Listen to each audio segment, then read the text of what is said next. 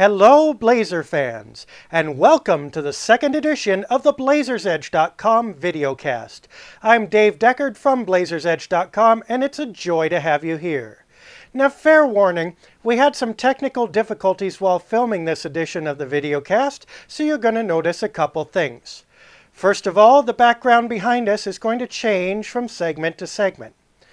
Second of all the stuff that we had technical difficulties on and had to leave out was all the stuff that was funny.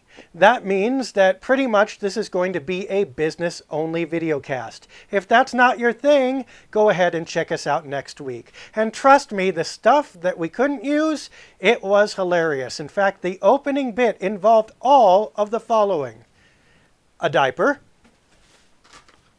a carton of eggs, a week-old chalupa, a video of Righteous Kill, a pair of tongs, and an old VCR tape. Now you can only imagine how hilarious that was. Alas, the world will never know. But that's okay, make up your own jokes as we go along and you'll be just fine. I'll start one out for you. A Blazers fan, a Celtics fan, and a Lakers fan walk into a bar. ... Go for it, and let's get to the questions. Our first question comes from Alex, and Alex writes, Dave, talk a little bit about Portland's offense. On paper, they look great with a top 10 offensive efficiency in the league, but the eye test doesn't bear that out. They often struggle to score, especially against good teams and in critical situations. What's going on here? Are the Blazers good, bad, or indifferent? Well, I'll tell you, you've discovered something, Alex. The Blazers are kind of odd ducks this year. Normally, when a team has high offensive efficiency, it means they're getting a lot of easy shots in whatever style they prefer. That's not so of this year's Blazers. Take a look at this. If you look at fast break points per game, the Blazers are 24th in the league. Now, you remember at the beginning of the year, people were talking about a new up-tempo attack, about Felton and Wallace, now the Blazers are going to run. It hasn't panned out that way. Now look at this. You have offensive rebounding percentage. The Blazers are 21st in the league in offensive rebounding percentage. Now the fast break points, that's new Blazers. Offensive rebounding, that's old Blazers as far as getting their easy buckets. And neither one is really working. There's more than that, though. Look at this. Opponent fast break points per game. The Blazers are 19th. Opponent's points in the paint. Blazers are also 19th. Opponent's free throws per game. Also 19th. Now, the rest of Portland's stats are somewhere in the middle in most categories, certainly not enough to bring up those low ones. So what you're having is on balance, the Blazers not really scoring the easy points that they want, and the opponent finding ways to score the easy points that they want.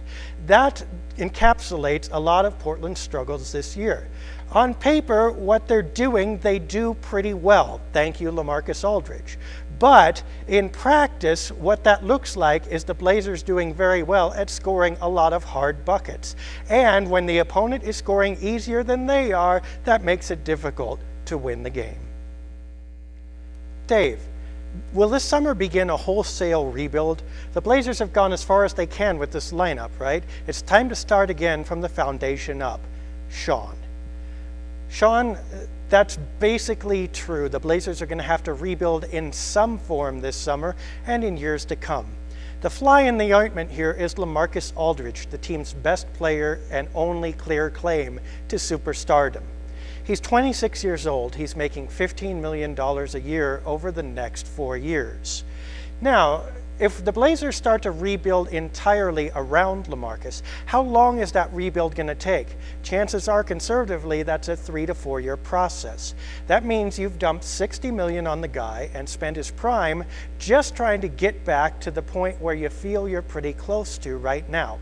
Also at that point, does LaMarcus want to re-sign with this team? And if he does, how much are you going to have to pay him in order to do so? Factor in that a total rebuild would be a gamble anyway, and you have a fairly severe problem then. The Blazers are going to have to make a choice, either rebuild incrementally around LaMarcus or rebuild entirely and let LaMarcus go. I don't think that they can do both.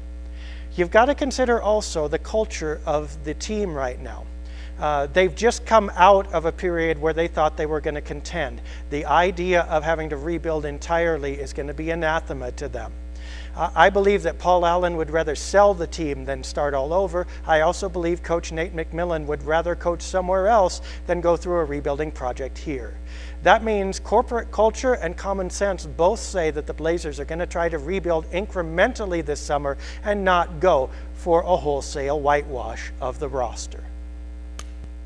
This one comes from Jerry, another of our favorite mailbag contributors. Says, Dave, what's the Blazers' position on Patty Mills? They own his rights, but they're not signing him to play. Mills is saying he has other teams interested in him, but he can't sign with them until the Blazers give up their rights. So is it accurate that the Blazers are hoping to get a draft pick or cash for his rights? Are they prepared to prevent him from playing in the NBA until another team meets their asking price, whatever that may be? And does that make them player unfriendly? Well, Jerry, the Blazers are following an old principle. You don't give up something for nothing. There's no reason for them to give up Patty Mills' rights if someone doesn't pay them. Now, I think they'd be happy to take something in return, but I don't think that offer is coming, and I don't think that's their primary purpose in keeping him. Instead, I believe that they're saving him as an asset, and we need to see what happens at the trade deadline. After Thursday, the Blazers' position as far as point guard may look incredibly different. And if there's a roster slot open, and if Raymond Felton is gone especially, they might well bring Patty Mills in to play for them. I don't think this hurts their reputation any more than it would keep players from signing with them, because they have Joel Freeland overseas and aren't signing him or bringing him over to the team. He can't play with any other NBA squads either, and everybody's just fine with that. This is the way Patty's career has gone. These are the choices that he and the team have made, and I think everybody's pretty copacetic with that around the league, even though it's tough for Patty right now. So let's wait until this Thursday and let's see what happens with Patty. Dave, here's a question for your basketball basics section. Every now and again, Mike Rice says that the Blazers are falling apart when facing a zone defense. Why? Why is it such a problem for NBA teams and the Blazers in particular? Also, is there any way to spot it? Signed, Gil. Well, Gil, let's head over to the Blazers Edge high-tech basketball court and figure out the intricacies of the zone defense and what the Blazers can do to counter it. Okay, here we have the basic 2-3 zone defense set up for you. It's called a 2-3 zone because there are 2 players out in front guarding the perimeter and 3 players in the back row guarding the basket. Now they may shift back and forth depending on where the ball goes. They can all shift side to side, but you can recognize it pretty easily simply by watching for them to stay in this general formation no matter where the offense moves. Now in zone defense, obviously you guard an area instead of guarding a man. What's the advantage of that? Well, when you're guarding man-to-man, you fall prey to athletic disparity pretty quickly. Okay? For instance, in a man-to-man defense, this big guy who's here in the middle would be out-guarding his man. Now, if this hobbit has good lateral quickness and can get past his defender, he's got an open lane to the hoop. In a zone defense, no matter how quick this guy is, if he gets past his defender, he's just going to run into a bigger one. So you cut down his ability to break you down one-on-one off of the dribble. How do you beat a zone defense? You want to do the same thing that you do in doubles tennis. You want to hit the ball and get the ball where they ain't. In tennis, you would hit it right down the middle line, in between the defenders, which makes them make a choice as to who's going to get it. It's the same thing here. You want to find the seams in the defense. Now, one popular idea is to defeat a zone by outside shooting. Notice you have seams between these 2 defenders, these 2, and these 2. So any of these guys can get an open shot just about any time they want. Here's the problem.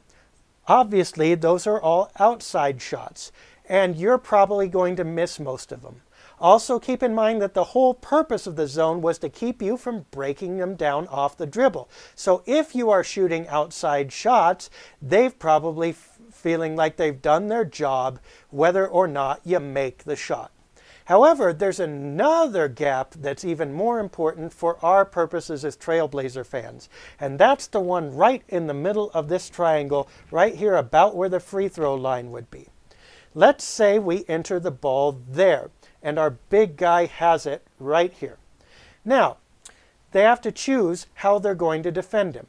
If either one of these players goes, then they're probably not going to get there in time to stop him from an easy jumper from the free throw line.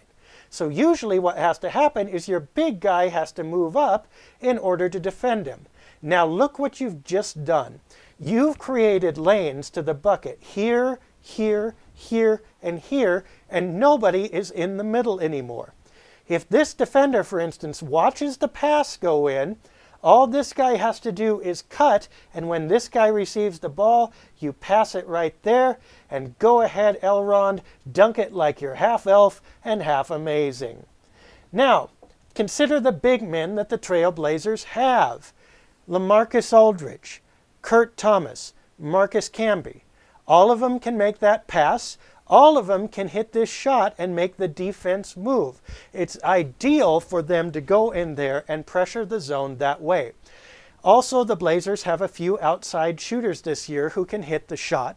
This is exactly why you see zone employed less against the Blazers this year than you did, for instance, in the Andre Miller and Brandon Roy era, when the Blazers' attack was mostly off the dribble and it was really effective. So, there's your zone defense. Remember, watch for the defenders to line up in 2 rows, usually 2 and 3. Watch for them to guard an area and not a man.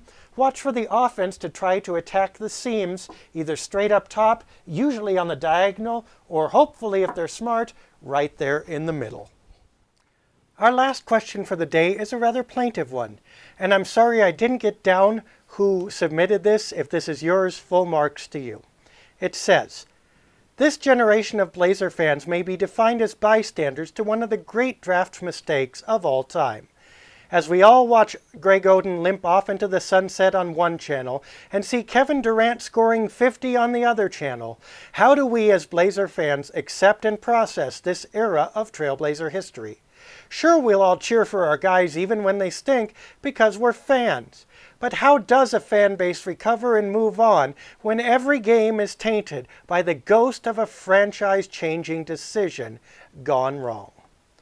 Well, there's some real truth to that, but you can also get past that by taking the long-term view.